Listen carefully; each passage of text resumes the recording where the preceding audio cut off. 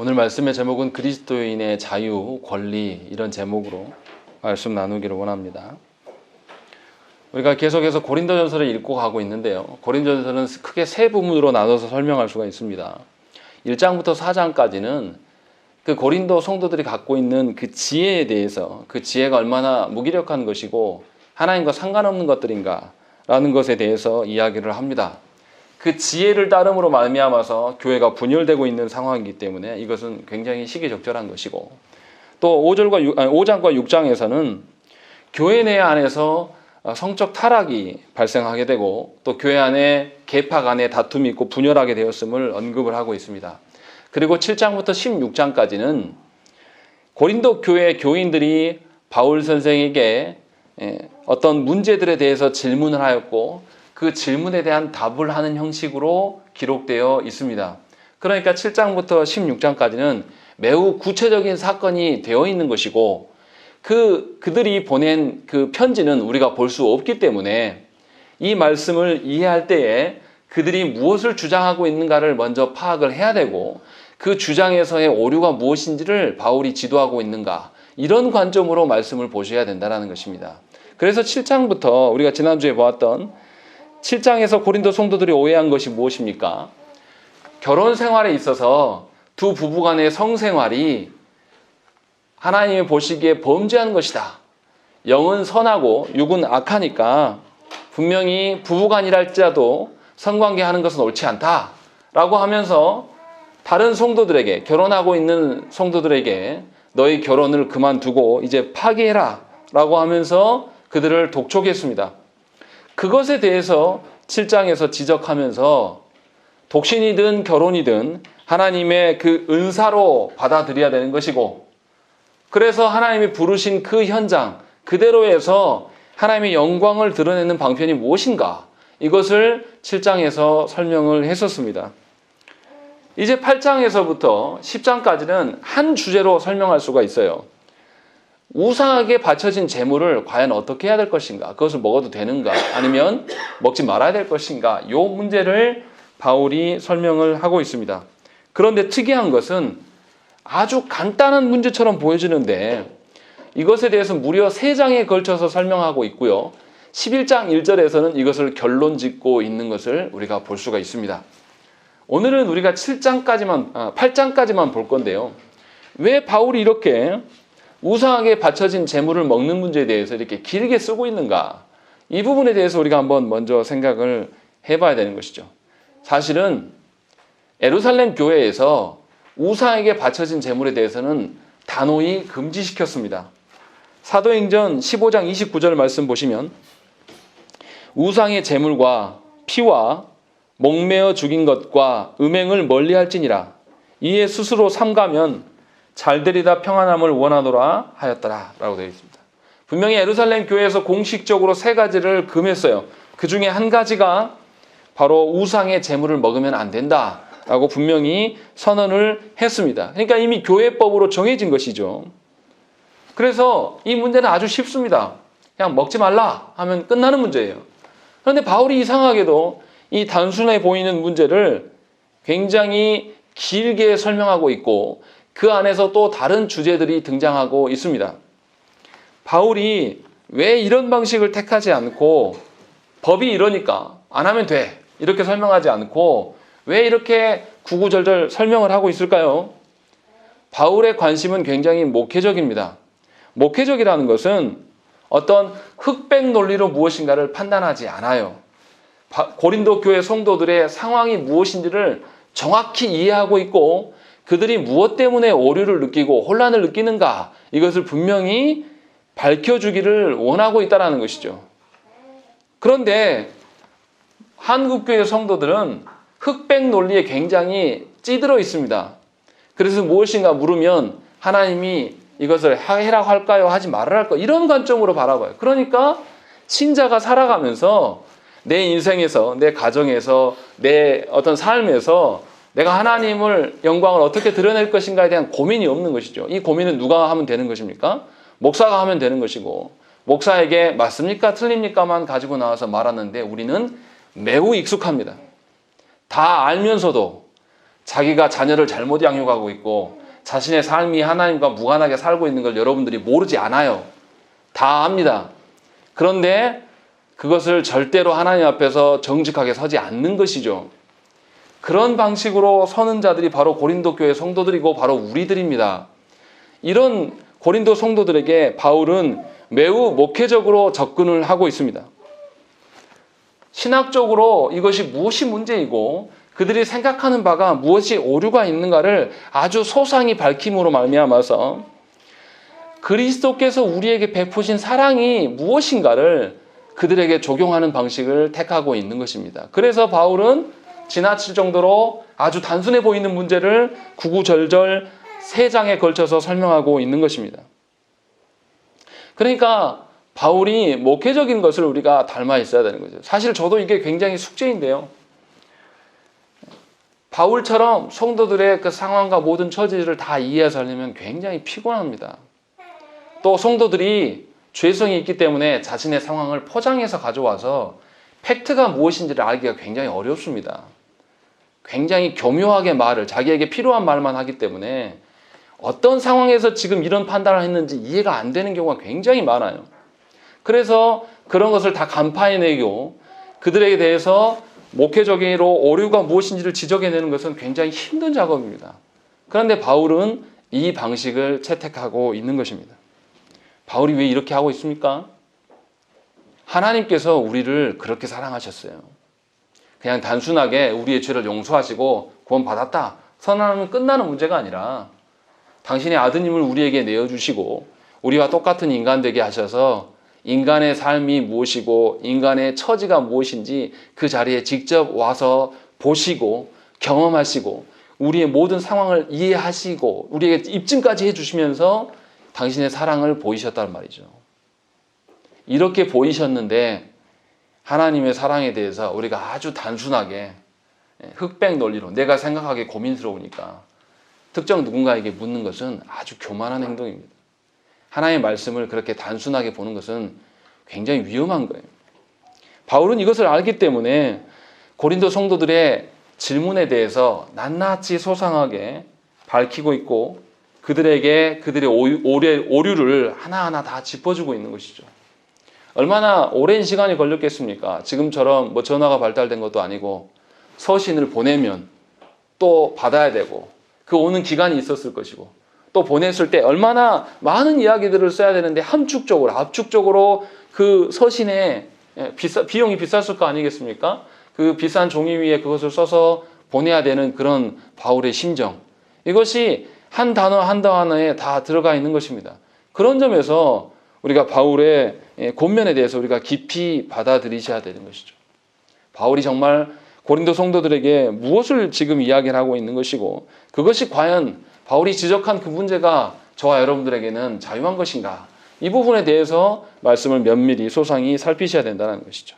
자, 그렇다면 이런 목회적인 관심으로 지금 바울이 쓰고 있기 때문에 굉장히 유익할 것을 기대함으로 오늘 말씀을 우리 함께 보셨으면 좋겠습니다. 먼저 8장을 쓰고 있는 전제가 무엇인지가 이 말씀에서는 잘 안 나옵니다. 이미 바울은 우상에게 바쳐진 제물로 인하여서 고민하는 고린도교의 성도들의 서신을 미리 받았을 것이에요. 그 내용을 우리는 모릅니다. 그러나 바울이 지금 어떤 상황 속에서 이것을 쓰고 있는가를 우리가 알아야 됩니다. 분명히 예루살렘 교회에서 아까도 언급했지만 우상의 제물을 먹는 것을 금했습니다. 그럼에도 불구하고 고린도 교회가 이 우상에게 바쳐진 제물에 대해서 고민하는 이유가 무엇이겠습니까? 고린도 교회 성도 안에 성도들 가운데 우상에게 바쳐진 제물을 먹는 사람이 있다는 소리입니까? 없다는 소리입니까? 있다는 소리인 것이죠. 무엇인가, 무엇 때문에 먹게 되는지는 알 수 없으나 확실하게 그 고기를 먹고 있고 그것을 즐기고 있는 자들이 교회 안에 있다는 것이고, 놀라운 것은 그런 자들이 교회 안에서 굉장히 유력한 자들일 가능성이 굉장히 높아요. 오늘 말씀에 보면 지식이 있는 줄로 아는 자들이 있고, 또 9절의 말씀 보면 너희의 자유가 믿음이 약한 자들에게 걸려 넘어지게 하는 것이 되지 않도록 조심하라 라는 걸 보면 교회 안에 이 우상에게 바쳐진 제물의 문제로 말미암아 뭔가 어려움과 뭔가 그것에 대해서 고민하는 무리들이 있다는 것이죠. 그러니까 분명하게 교회 안에 핵심 멤버들이 변화되지 않고 있고 그들의 잘못된 지식이 그들의 행동을 유발하게 되는 것이고 그들의 어떤 행동들이 교회 안에 약한 자들에게 큰 시험거리로 와 있다. 이런 패턴을 우리가 볼 수가 있다는 것입니다. 당시의 고린도 사회의 특징이 무엇인지 우리가 한번 생각을 해봐야 돼요. 예전에 우리가 고기를 지금 시대처럼 마음대로 먹을 수 있던 시절이 있었습니까? 고대 사회에도 마찬가지예요. 고린도라는 도시는 굉장히 우상이 많은 도시입니다. 그래서 어떤 고기가 판매되냐면 고기의 대부분이 신에게 제사 드리고 남겨진 고기들을 판매하는 거예요. 그러니까 고린도 도시에서 어떤 고기를 먹으려면 분명히 제사 음식일 수밖에 없는 그런 상황인 거예요. 100% 그렇다라고 말할 수는 없지만 기록을 보면 거의 대부분이 그렇습니다. 그래서 고린도에 남아있는 신전들에는 항상 뭐가 있냐면 도축장이 딸려 있습니다. 그만큼 고린도에 대해서 이 통용되는 음식들은 고기들은 대부분 다 제사 음식일 가능성이 굉장히 높아요. 실제로 무슬림들은 지금도 그렇게 합니다. 무슬림들이 짐승을 잡아 죽일 때 어떻게 하냐면 알라한테 먼저 바칩니다. 그리고 그 바쳐진 그 음식을 먹고 사고 팔아요. 이슬람은 지금도 그렇게 행동하고 있는 것이죠. 또 당시에 고린도에는 굉장히 어떤 직업의 동맹이 굉장히 끈끈했어요. 우리도 그렇잖아요. 농촌 사회 가면 품앗이, 개, 이런 거 있지 않습니까? 이것을 동참하지 않고는 농사짓기가 힘들어요. 노동력이 없기 때문에. 마찬가지로 고린도 도시에도 직업 동맹이 있었는데 이 동맹들 간에는 수호신들이 있었습니다. 그래서 이 수호신에게 항상 제사하고 축제를 벌입니다. 그 제사와 축제에 참여하지 않으면 그 업계에서 발을 붙이기가 힘들어지는 구조였다고 그래요. 그러니까 고린도 성도들이 이 제사에 참여하지 않게 되면 생업에 위협을 당할 수밖에 없는 것이고 또 먹는 문제에서 자유로울 수 없는 그런 환경이었다는 것이죠. 그러니까 고린도 주류 사회에서 내가 돈 좀 벌고 사회적인 권세를 누리려면 이런 사회 분위기에 편승해야 됩니다. 동참해야 되는 것이죠. 우리 사회도 그러지 않습니까? 우리도 교회 성도들 중에 직장의 문제라면 하나님께 예배하는 것보다 훨씬 더 중요한 것이 우리의 분위기입니다. 직장과 아이들 공부하는 문제는 주의를 빠져도 되는 것이죠. 이것이 통용되고 있고 그것에 대해서 아주 허용해 주는 것이 우리 시대의 오류입니다. 그러나 우리는 고칠 생각이 전혀 없어요. 먹고 사는 문제까지 목사가 관여하냐라고 말하기도 합니다. 그러나 분명하게 주류 사회에 편승해서 사는 것과 하나님의 손에 이끌려 살아가는 것은 다른 것입니다. 바울 선생은 지금 그 이야기를 하기 이전에 그들의 오류와 그들의 환경이 무엇인지를 지금 언급을 하고 있는 것이에요.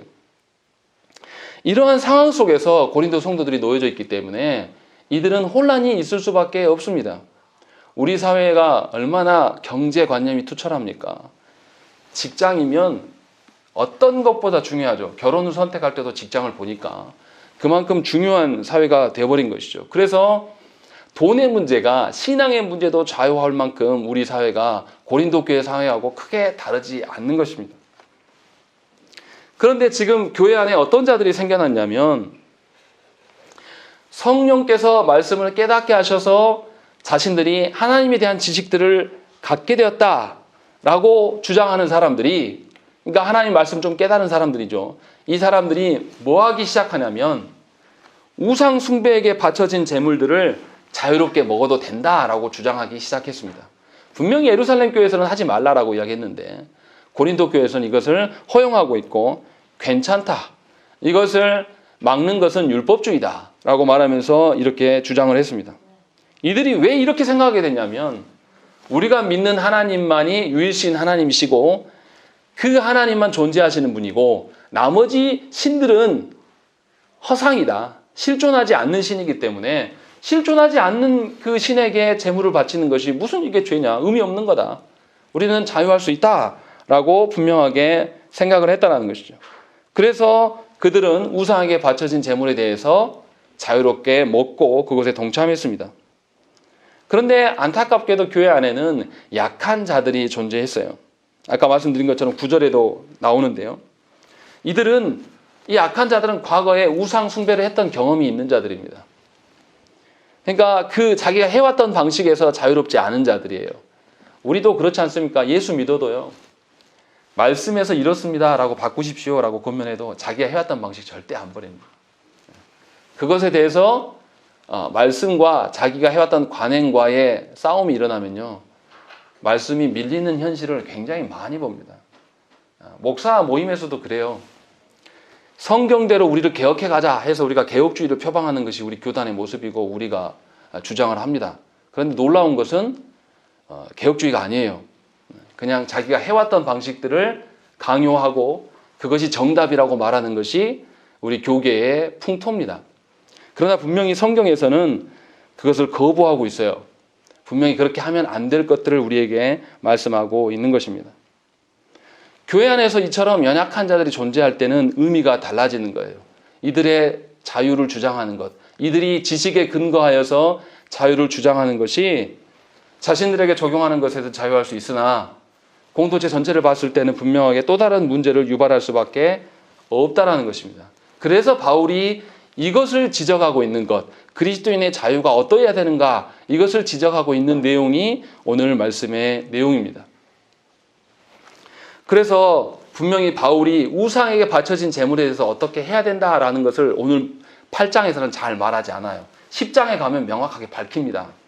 어떤 방식으로. 이 말을 하기 이전에 너희들의 상황이 이렇고 너희들 안에 연약한 자들이 있음을 언급하면서 하나님이 주시는 지식으로 말미암은 너희가 누려야 될 자유가 무엇이고 그 자유가 어떻게 발현돼야 될 것인가를 고민하는 것이 오늘 말씀인 것이죠. 그래서 바울이 제일 처음에 1절에서 무슨 이야기합니까? 우상의 제물에 대하여는 우리가 다 지식이 있는 줄을 아나 지식은 교만하게 하며 사랑은 덕을 세우나니 라고 되어 있습니다. 분명히 지식에 대해서 언급을 하고 있어요. 오직 하나님만이 참 신이라는 지식에 근거하여 우상은 존재하지 않는 것이기 때문에 우상에 바쳐진 제물을 먹는 것은 자신들의 자유요 권리라고 주장했음을 바울이 무시한 게 아니에요. 인정을 하고 있습니다.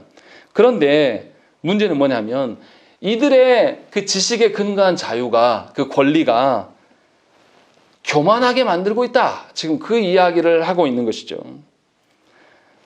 여기서 나타난 지식이라는 단어는 우리가 앞에서 1장부터 4장에서 언급됐던 지혜와 비슷한 단어예요. 헬라 철학을 중시하는 사람들은 지혜를 추구했습니다. 그래서 바울의 가르침보다 바울보다 훨씬 언변술이 뛰어난 다른 사람들을 따라가게 되고 그래서 교회 안에 바울파, 아볼로파, 베드로파, 또 그리스도파 이런 것들이 드러났었어요. 지식을 추구하는 자들이 이렇게 분열주의자로 드러나는 오류를 분명히 지적하면서 이것이 좋지 않다라고 지금 처음부터 밝히고 있는 것입니다. 앞선 7장에서는 어떤 지식에 대한 오류가 있었습니까? 영적인 것은 선한 것이고 육적인 것은 악한 것이라는 개념을 보니까 부부간의 성관계를 금지하고 결혼생활을 그만둘 것을 종용했던 자들이 이 지식을 가진 자들의 태도였습니다. 이것을 바울이 지금 지적을 하고 있어요. 11절에 보면 뭐라고 되어 있습니까? 그러면 네 지식으로 그 믿음이 약한 자가 멸망하나니 라고 되어 있습니다. 본인만 교만해지는 것이 아니라 그 지식을 추구함의 결과가 뭐냐면 타인을 죽게 만든다. 지금 그것을 언급을 하고 있는 것입니다. 무슨 말씀입니까? 하나님을 아는 지식에 대해서 그 지식으로 말미암아서 하나님의 선하신 뜻이 무엇이고 바른 것을 분별하는 것은 참 좋아요. 그런데 그것을 하나님의 특별한 지식을 자기에게 부여했다는 생각까지는 좋으나 그 지식으로 말미암아서 자신들의 행동의 근간이 되어서는 곤란한다는 거예요. 무슨 말이냐면 자신이 깨달은 그 하나님의 어떠하심을 가지고 다른 사람들은 나처럼 돼야 된다는 개념을 가지고 무조건적인 대입을 하는 것은 굉장히 무리가 있다는 것입니다. 그들의 삶의 환경과 처지와 형편과 그들이 하나님을 이해하는 정도가 다 달라요. 그래서 오류 속에 있을 수도 있습니다. 그런데 우리가 자칫 또 목사인 제가 자칫 오류를 갖게 되는 것은 무엇이냐면 내가 깨달은 말씀으로 성도들에게 무조건적으로 대입하려고 하는 그런 성급함이 우리 안에 있다는 것입니다. 바울은 이 점을 지적하고 있는 거예요. 제가 전도사 때요. 신앙 고백서가 너무 중요하다는 걸 그때부터 느끼고 이 청년들에게 목사님 때 권면해서 청년부 모임이 따로 없어서 오후 예배는 빼서 우리 청년들만 성경 공부를 하겠습니다 해서 허락을 받고 소요리문답을 가르쳤습니다. 처음으로 이제 사역자가 돼서 가르치기 시작한 거죠. 어떻게 됐을까요? 청년들이 그 소요리문답을 가르치면서 막 은혜를 누리면서 나의 신앙을 돌아보면서 막 이렇게 됐을 것 같습니까? 청년들이 굉장히 힘들어했어요. 저는 그때 무슨 생각을 했냐면 왜 말씀을 주는데 힘들어하지? 얘네들이 죄인이니까 당연한 거야. 이렇게 생각을 한 것입니다. 지식을 하나님이 주신 지식에 대해서 나에게 깨닫게 하심과 그 깨닫게 하심을 타인에게 적용하는 것은 약간 차이가 있어야 돼요. 그런데 우리는 그렇게 생각하지 않습니다. 무조건적이에요. 내가 깨달은 바를 남에게 적용하는 데 익숙해요. 이거는 지식을 가진 사람뿐만 아니에요. 은사를 가진 분도 똑같습니다. 자기가 보고 자기가 환상을 보면 그것이 진리가 되어버립니다. 그래서 어떻게 합니까? 자기가 꿈속에서 기도 중에 환상 봤던 것을 모든 사람들에게 대입하려고 해요. 아주 교만한 것입니다. 하나님이 몰라서 그 사람에게 안 보여주시겠습니까? 하나님이 몰라서 그 사람에게 못 깨닫게 하시는 것일까요? 그렇지 않아요. 그런데 조금만 성경을 이해하면 아주 교만한 지위에 오릅니다. 또 성경을 이해하지 않아도 교회 안에서 자기의 연륜을 드러내면서 교만을 떠는 사람들이 교회 안에 너무나 많습니다.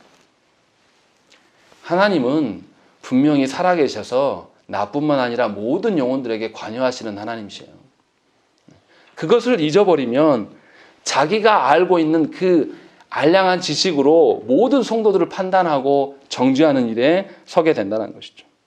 그로 인하여서 가져오는 결과는 뭡니까? 분명히 11절 말씀 보시면 그러면 네 지식으로 그 믿음이 약한 자가 멸망하나니 그는 그리스도께서 위하여 죽으신 형제라. 12절에 이같이 너희가 형제에게 죄를 지어 그 약한 양심을 상하게 하는 것이 곧 그리스도에게 죄를 짓는 것이니라. 이렇게 말씀하고 있다는 것입니다. 무슨 말씀입니까? 이 하나님께서 깨닫게 하신 그 작은 것들을 가지고 모든 영혼들에게 함부로 적용하는 것에 대해서 우리가 한번 생각을 해봐야 된다는 것이죠. 내 영혼의 필요와 나의 오류를 깨닫게 하심은 누구한테 적용하라고 하나님께 주신 것입니까? 나에게 적용하라고 주신 거예요. 목사님, 제가 두려운 것이 뭐냐면 설교 준비해서 깨닫게 한 것을 성도들한테 전달함에 있어서 성도들의 형편과 상황을 모두 다 알고 전하는 것은 아니에요. 그렇기 때문에 두려운 점이 굉장히 많습니다. 여러분들이 말씀을 기쁨으로 받게 되기를 늘 기도하지만 저의 오류와 저의 어떤 좁은 시야로 말미암아서 한계가 있는 것을 늘 인정할 수밖에 없는 거예요. 지금 바울 선생이 지금 그 이야기를 하고 있는 것입니다. 지식이 신자의 행동 근거가 되어야 되지만 또 늘 그래서는 안 됩니다. 무슨 말입니까? 신앙에서 지식이나 통찰력은 그 자체가 목적이 될 수는 없어요. 우리가 하나님의 자녀되고 우리가 하나님의 신자 되는 것은 하나님을 사랑하기 위함인 것이지 지식을 많이 추구해서 남들보다 내가 더 탁월한 어떤 지위를 누리기 위한 것이 절대 아니란 말이에요. 그러니까 성경을 읽고 난 다음에 우리의 태도, 우리 규현이나 희연이나 어린아이들은 읽고 나면 자랑을 해요. 내가 이만큼 읽었어 라고 자랑하는데 우리는 성숙한 어른이지 않습니까? 그런 정도에서 우리가 하나님의 말씀을 깨달음을 활용하면 안 된다는 것입니다. 지식 자체가 목적이 되어서는 분명히 안 돼요. 하나님을 사랑하고 그 영혼을 세워가는 것, 그것이 목적이 돼야 된다는 것입니다. 그래서 하나님께서 나에게 하나님의 말씀을 깨닫게 하신 부분이 있고 깨닫게 하셨다라면 내가 교회를 세워나가기 위한, 공동체를 세워나가기 위한 방편으로서 그 깨달음에 합당한 행동을 해야 되는 것이지 어떤 자기가 깨달음으로 말미암아서 모든 이들에게 동일한 지식들을 전달하려고 주입하려고 하는 것은 자기만의 큰 오류에 빠져 있는 것입니다. 다시 말하면 하나님을 사랑하지 않은 지식은 아무런 의미가 없습니다. 교회 안에서 성경 100독하면 뭐합니까? 교회 안에서 뭐 필사를 몇 권 하면 그거 하면 뭐합니까? 그런다고 해서 그 사람이 하나님을 사랑하고 영혼들을 사랑함이 넘쳐납니까? 저도 늘 고민되는 게 그 부분이에요. 제가 신학 관련된 책들을 읽고 늘 설교 준비하면서 하는데 제 안에 영혼을 향한 그 사랑함이 없으면 아무런 의미가 없는 거예요. 아무 소용없는 것이에요. 그러니까 지식을 통해서 영혼을 바르게 세우는 것이 아니라 하나님을 사랑함으로, 하나님께서 그를 사랑해 주셨기 때문에 그 영혼이 바르게 세워져 가는 것이고, 하나님의 사랑을 경험한 자가 지식을 받아들일 수가 있는 것이에요. 지식이 필요 없다라고 말씀드리는 건 절대 아닙니다. 하나님을 아는 지식은 분명히 필요해요. 그러나 하나님을 아는 지식이 앞에서 전제돼야 될 것은 뭐냐면 하나님의 사랑이에요. 그가 하나님을 향한 변함없는 신뢰가 기반이 되어 있어야지 하나님의 말씀에 대해서 반응할 수 있는 영혼이 되는 것입니다.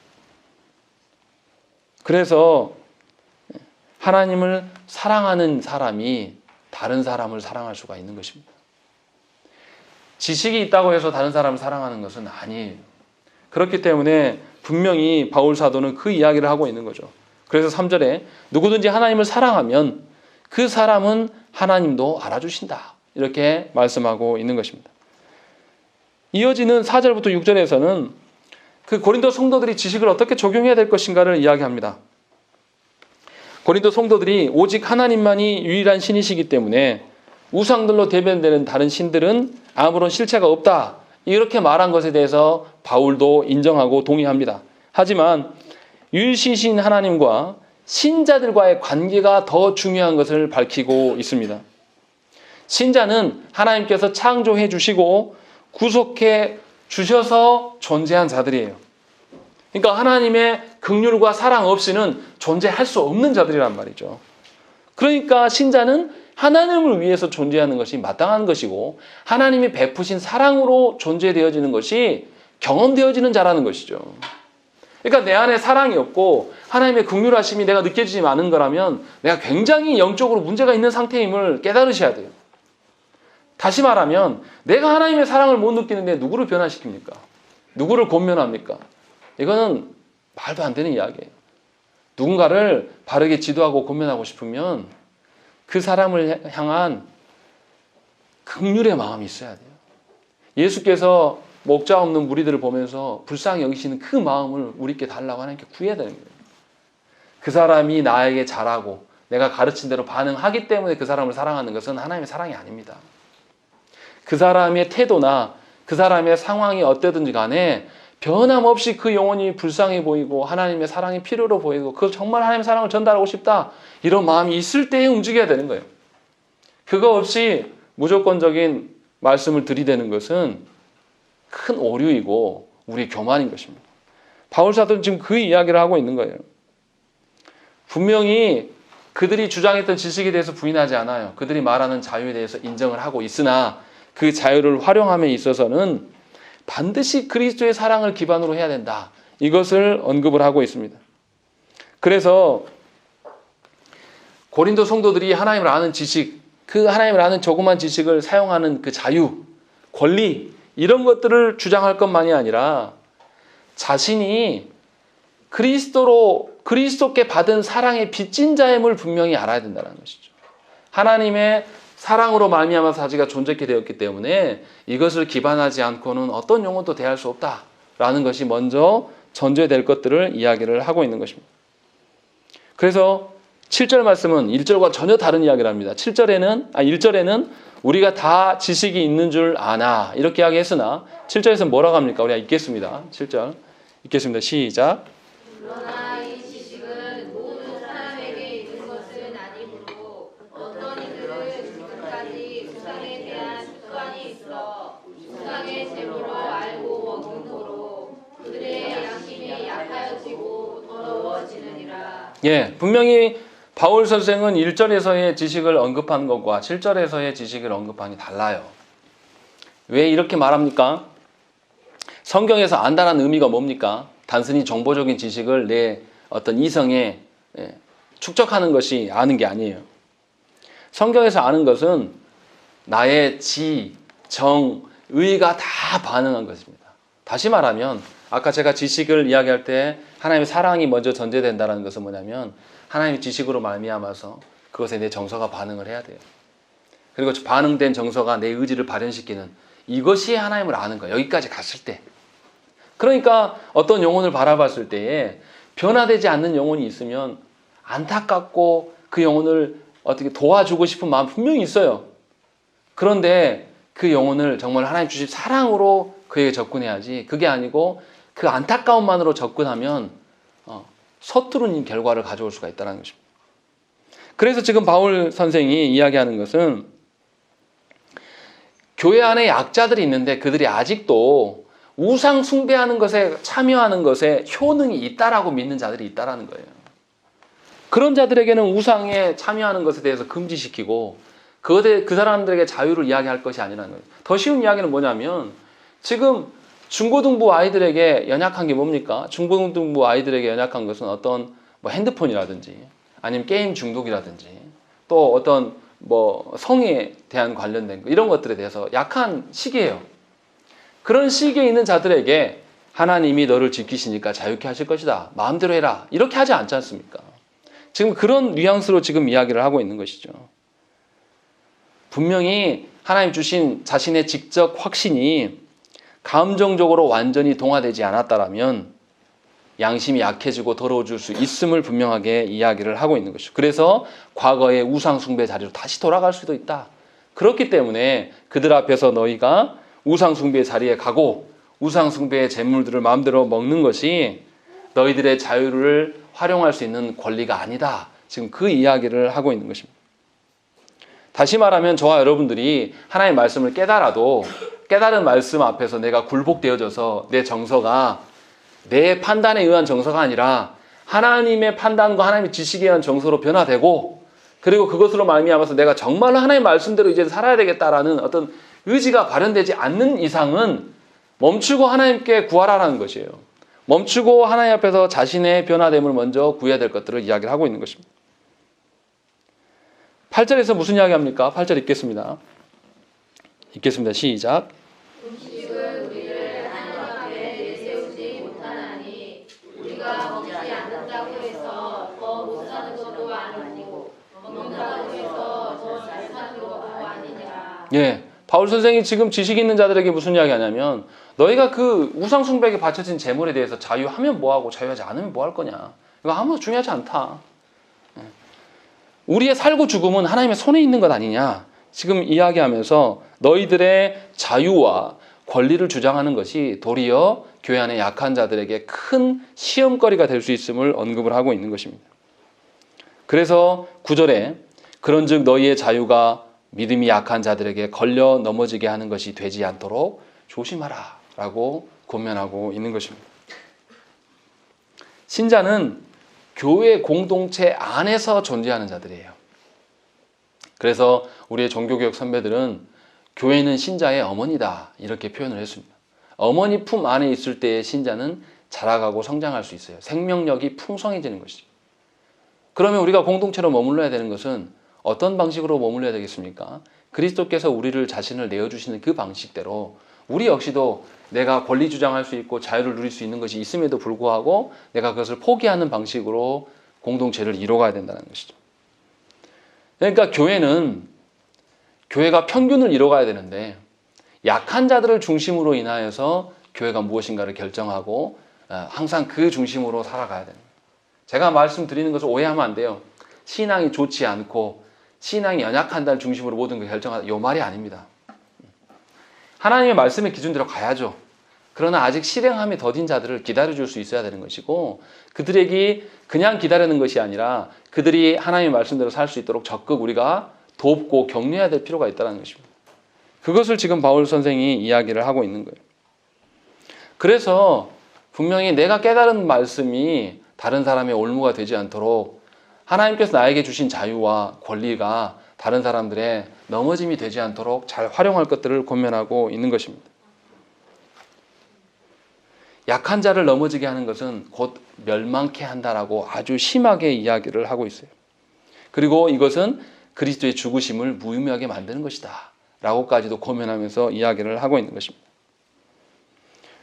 다시 말씀드리면 저와 여러분들이 성도 되어서 살아가고 성도답게 살아가는 것은 우리 안에 어떤 권리나 자유나 이런 것들로 인하여서 되어지지 않습니다.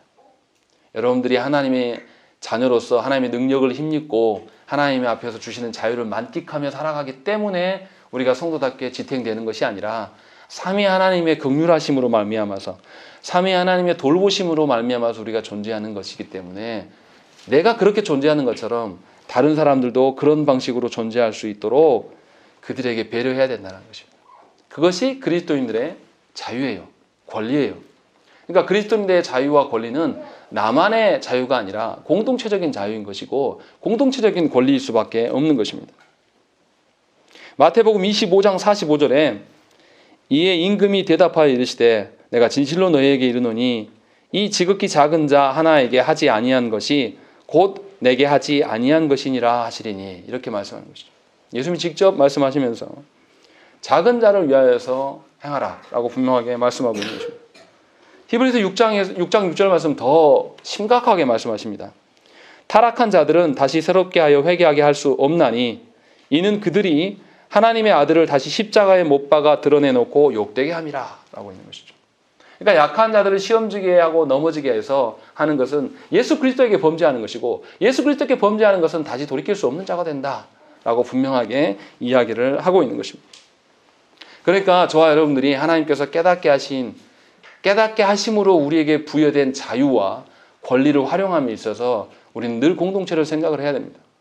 내가 깨달은 기준으로 모두 다 나를 따르라 이런 방식인 것은 군림하는 것이고 세상의 권세 잡은 자들의 방식입니다. 그러나 하나님께서는 우리 가운데 그렇게 군림하시는 하나님이 아니에요.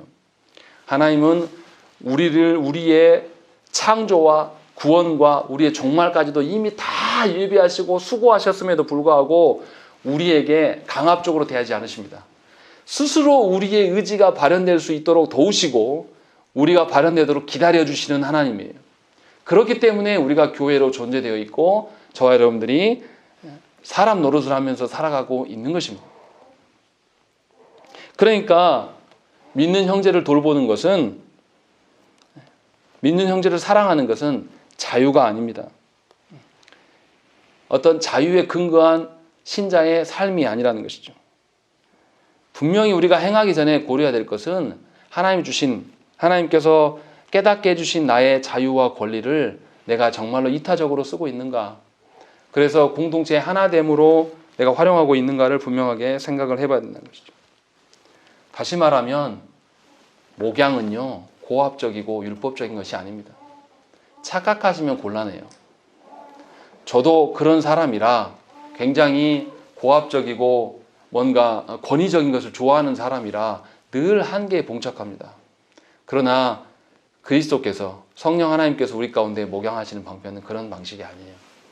분명하게 상대를 존중하고 상대의 영혼을 하나님께서 어루만져 주시기를 구하는 방식으로 그들을 대해야 된다는 것이죠. 그러기 위해서 우리가 무엇을 해야 되겠습니까? 다른 영혼을 이야기하기 전에 내 영혼이 삼위 하나님의 사랑과 삼위 하나님의 긍휼하심에 충만해지도록 하나님께 구해야 되는 것이죠. 물론 변화될 수 있는 상황인데 변화되지 않는 것에 대해서는 고민해야 됩니다. 그것까지 다 용인해 주라는 그런 뜻이 아니에요. 당연히 예배할 수 있고 당연히 하나님께 나아갈 수 있는 사람이 있는데 하지 않은데 그것을 방치하고 그 사람의 처지를 이해해 주라, 이 뜻으로 말하는 것이 아니에요. 분명히 하나님의 말씀을 지켜감에 있어서 우리가 분명히 삼위 하나님께서 베푸신 사랑을 근거하여서 그 영혼을 대해야 된다는 것입니다. 우리가 이 일을 놓고 우리가 하나님께 기도해야 됩니다. 우리가 얼마나 어리석습니까? 우리가 얼마나 서툴고 얼마나 초보자입니까? 우리는 기다릴 줄 모릅니다. 우리는 연약한 자들을 그냥 조금 기다려주면서 그들을 격려하는데 굉장히 취약한 존재들이에요. 그런 점을 하나님께 인정하고 하나님께 구하셔야 돼요. 그렇지 않으면 성도가 아닐 수도 있거든요. 하나님께서 이렇게 배려하면서 우리를 베푸심과 우리가 타인을 바라보는 그 사랑, 이것에 대해서 우리가 한번 깊이 생각해 보셔야 됩니다. 하나님께서 깨닫게 하신 만큼 더 낮아지시고 하나님께서 깨닫게 하신 만큼 공동체 전체를 바라보시는 저와 여러분 되시기를 간절히 축원합니다. 우리 함께 기도하겠습니다.